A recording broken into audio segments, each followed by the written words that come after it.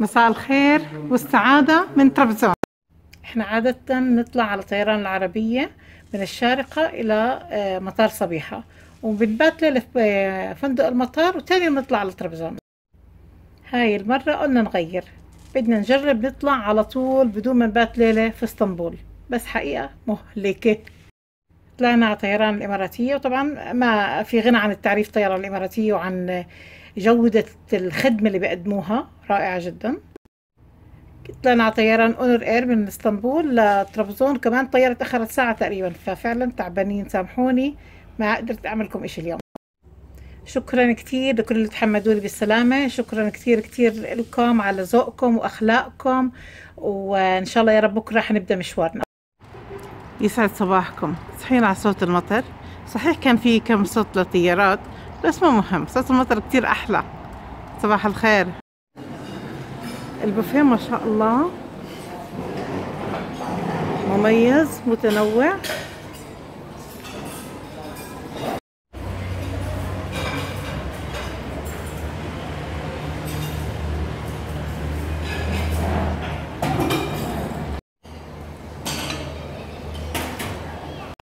أنا جيت على الفندق أول في بداية الافتتاحية تقريبا من سنتين أو 3، والله نسيت. وكان لسه ده صاير بس أسبوعين. كان وقتها بيجيبوا صحون على الطاولة لكل شخص كامل ومرتب كتير، بس اليوم البوفيه عجيب عجيب، بحكي من ناحية التنوع، من ناحية مذاق الأجبان ونوعية الأجبان المحطوطة، نوعية الخضار كلها طازة ما شاء الله، لا مرتب. الفندق اسمه يالا بارك في طرابزون، قريب جدا من مطار طرابزون، 3-4 دقائق كنا واصلين. طلعت اصور لكم مدخل الفندق من برا، في قاعدة هون خارجية للي بحب.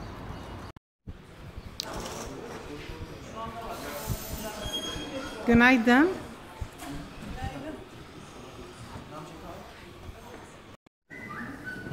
شركة زفين تورز، انتوا بتعملوا رحلات؟ شايف تأجير سيارات كمان. جهزت العدة عشان أعمل فنجان قهوة محترم. اشتريت بكرج القهوة هذا من قهوة دنيسي من 2 تقريبا، وهو مناسب جدا للسفر وللمكاتب كمان. طلعنا هلا بالشاتل تاع الأوتيل، بياخد 10 ليرة للمطار عشان نستأجر سيارة. امبارح التاكسي اللي يجينا فيه من المطار للفندق كان ب20 ليرة، لأنه بالليل ولأنه يعني المشوار هيك ب20 ما في مجال. جينا على ايفز، أنا حجزت من رينتال كارز اليوم تقريبا 125 درهم إماراتي. يبقى معنا عم بشيك على السيارة. السيارة على الزيرو بقولوا بس متوسخة من المطر يا حرام. السيارة ما شاء الله زي الفل.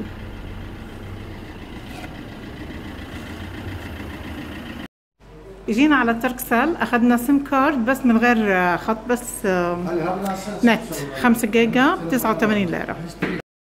بما انه اجينا على فورم لازم نمر على مين؟ على مادو، ما بنقدر، لازم يجي نصبح على مادو. هاي بوظة بالتين. لما تستأجر السيارة لازم يكون معك جواز السفر والليسن، واهم شيء يكون مكتوب اسمك باللغة الانجليزية والمعلومات باللغة الانجليزية، ومش ضروري ليسن دولي. كمان مهم جدا بطاقة الائتمان، الكريدت كارد، بغض النظر فيزا ماستر كارد، المهم لازم يكون معك بطاقة ائتمان. اخذوا تأمين 300 ليرة، وبرجعوها عادة بعد ما نرجع السيارة بيومين 3، ما بيتأخروا علينا، تعاملنا معهم كم مرة وما تأخروا. هي كم سنة 7 نتعامل مع ايفس، وتعاملهم ممتاز جدا، وعمرنا الحمد لله رب العالمين ما قابلنا معهم اي مشاكل من اي نوع. طبعا السيارة مأمن عليها، بس اللي هو التأمين العادي مش التأمين الكامل. بدهم 40 ليرة على التأمين الكامل كل يوم، ولا ما في داعي. أحلى ما في الموضوع بتاخذ السيارة فل بنزين ترجعها فل بنزين، أو هو مش بنزين، شو اسمه؟ ديزل. بإذن الله متوجهين هلأ من فورم مول لأوزنغول. الطريق لازم نطلع من هون نتوجه بطريقنا إلى ريزا، لازم نخلي البحر على يسارنا ونمشي سيدا. اللوحات الإرشادية واضحة جدا جدا، حتى ما في داعي لجي بي اس أو جارمن.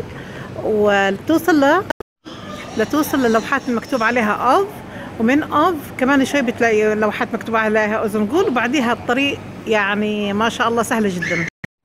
على الطريق لأزنقول، وصلنا على محل خضرجي. جنايدن.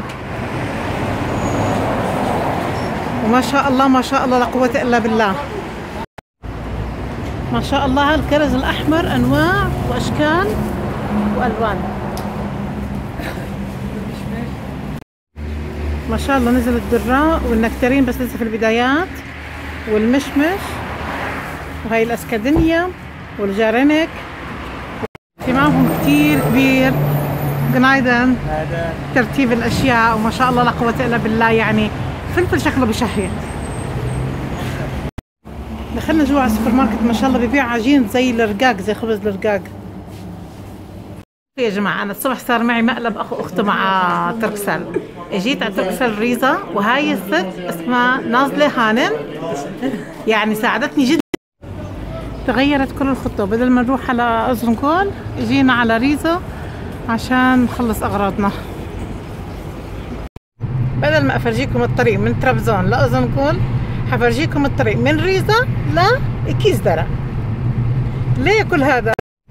مش حطول عليكم بالسيرة. الخط اللي أعطانا إياه الشاب بتركسل اللي بفورم ما اشتغل على الإطلاق، قالنا ساعة بيشتغل، قعدنا ساعتين ما اشتغل، فاضطرينا نروح على ريزا لأنه هناك في تركسل محل كبير. قلنا بنروح هناك وبنشوف شو المشكلة، وفعلا الحمد لله رب العالمين احنا ما حلينا المشكلة ان السم كارد اصلا ما اشتغل. احنا اشترينا خط جديد 500 مكالمة تقريبا، 500 دقيقة، 500 دقيقة و6 جيجا اخذناهم 80 ليرة. هداك اعطانا 5 جيجا 89 ليرة، فان شاء الله بكره مصبحين عنده باذن الله. الاهم انه الخط اشتغل وانا قاعدة عندها للبنت على طول بنفس الثانية يشتغل، وهذا بيقول لي بعد ساعة. فيعني معلش هو الانسان بيعيش وبيتعلم. طول الطريق حتلاقي لوحات لفندق ريدوس اصلا، لانه هو احلى اشي هناك، فندق الحراري. اول ما تدخل على الشارع محلات خضار وفواكه، في هون عامل مصانع اخشاب. ابو معن اول ما شاف المطعم على طول قال لنا ننزل نتغدى. تذكروا اللي قرأوا تقاريري سابقا، هذا المطعم بيجينا عليه عدة مرات. قمة المتعة انه الواحد يقطع اللحمة قدامه، الكتف مع القصة بدي احطها. الشيف اسمه حسن، والميزان طلع 780، بس هو فعليا مع العدم بيطلع كيلو وشوي تقريبا. عم بقول له يشيل الشحوم، بقول لي لا ما بينفع، لازم عشان اطيب مع الشوي. الكيلو ب 45 ليرة. كيك بيش بير كيلو. سلطة. المفاجأة الرائعة اللي دائما بيعملوها انه بحطوا بس ملح، ما بحطوا اي نوع من انواع البهار حتى يحتفظ اللحم بطعمه الحقيقي. بدقها شوي عشان تطرى اللحمة وتكسر العروق اللي جوا. ابو لينا وام لينا بتتذكروا لما اجينا هون؟ هاي مزارع الشاي هناك على فكرة. وها قد جاء الطلب ما شاء الله لا قوة الا بالله. يا جماعة شوفوا السلطة على قد ما هي بسيطة ما تخيلوا شو طيبة. بابا الله يرحمه كان لما بده يوصف اللحمة يقول زي الفستق قد ما هي طيبة، واللحمة هون فعلا زي الفستق. تعالوا هون شغلة مهمة احكي لكم اياها قبل ما نكمل مشوارنا يا جماعة، انه اذا خرب مشوار مش مشكلة بنعوضه باشي ثاني. يعني هو لازم نروح نفس المشوار، نروح مشوار ثاني. الحمد لله ما شاء الله لا قوة الا بالله. مزارع الشاي رائعة.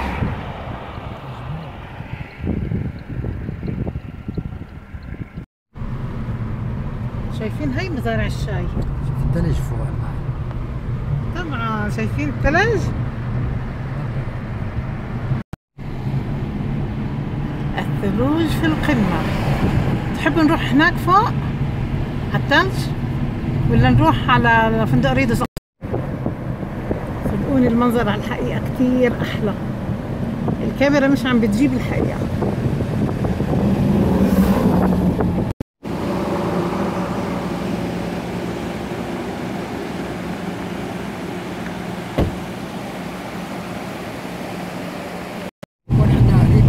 يا ريتكم معنا وتشوفوا جمال المكان. المي على اليمين وعلى اليسار، يميننا نهر وشمالنا شارع. فرجيكم هلا شغله حلوه كتير. عارفين ايش هاد؟ شاي. هون عم بيجمعوا الشاي ما شاء الله لا قوة إلا بالله، الله يبارك لهم. أغلب اللي بيشتغلوا بحصاد الشاي هم ستات، وأغلبهم كبار، وما شاء الله لا قوة إلا بالله، الله يبارك في أعمارهم وصحتهم وعافيتهم. إشي بياخذ العقل ما شاء الله. والله الواحد ما بيمل من تصوير هالمكان الجميل ما شاء الله.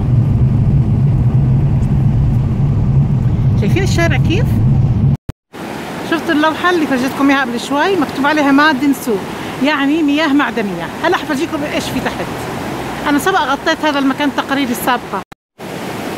عشان نعدي الناحية الثانية لازم نقطع الجسر الخشبي.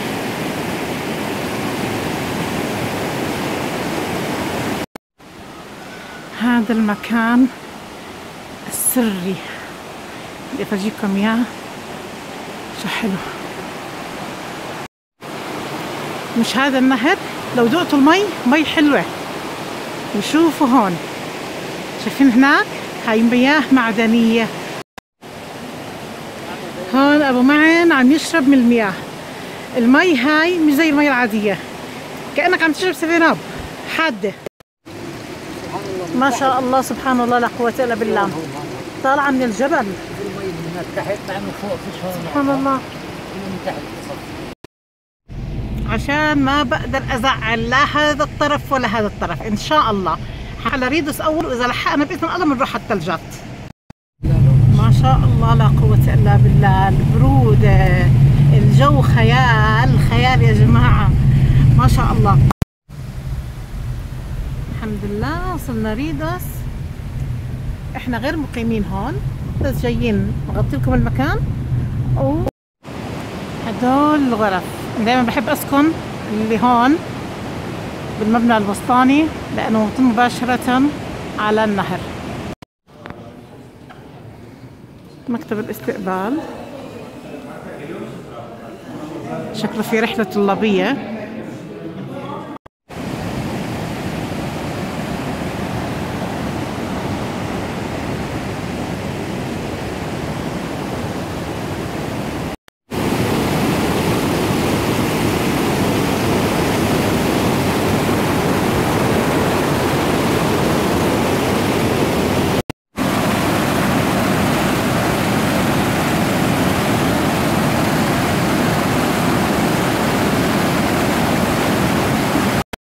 صلينا، شربنا كاسة شاي، وهي رايحين ان شاء الله على ثلجات.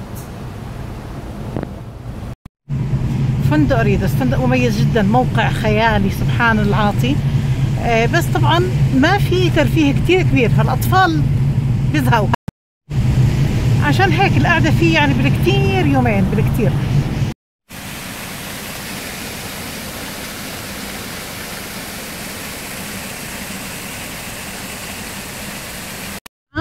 اويت المرتفعات هاي بس ننزل من اكيز درع من فندق ريدوس تحديدا ب6 كيلو على المفرق على اليسار بنلاقي لو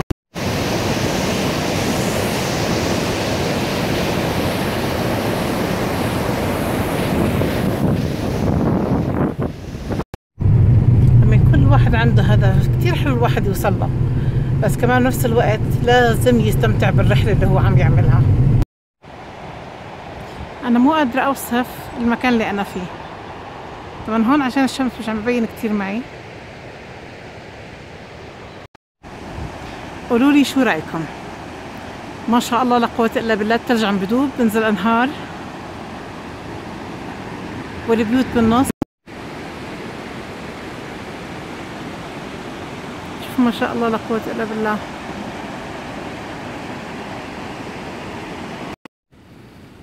الثلج كله فوق، ما في هون، خفيف كتير كتير. ما لقينا غير شقفة هالثلج هاي. في طريق العودة. حبايبي الله يرضى عنكم، اللي بيسوق سيارة هو ينتبه يخلي رخصة السيارة بالسيارة ورخصته هو الشخصية موجودة معاه، لأنه ممكن يكون في. عدينا قبل شوي على نقطة تفتيش، شافوا رخصة السيارة وشافوا رخصة السواقة ومشونا، فانتبهوا انه تكون معكم. الله يخليكم.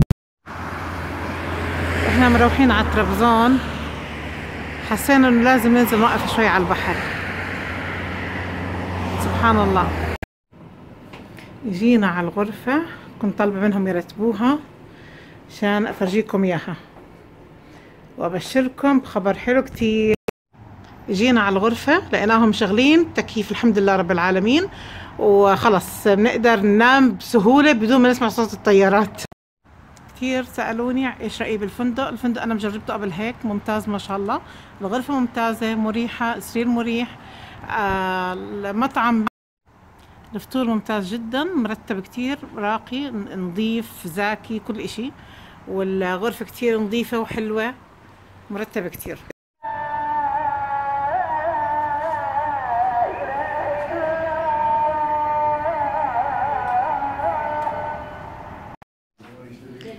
اجينا نتعشى بمطعم جيبانيلك.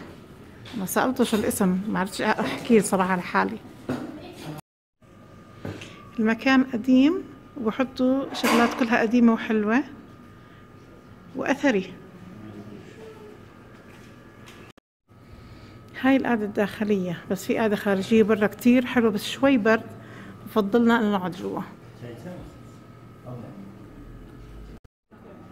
المطعم في بوزتبة في طرابزون. حطيت على جوجل ماب جيهان بيلك ووصلني على طول الحمد لله. المنيو عندهم مرتبة وفيها تشكيلة حلوة كتير.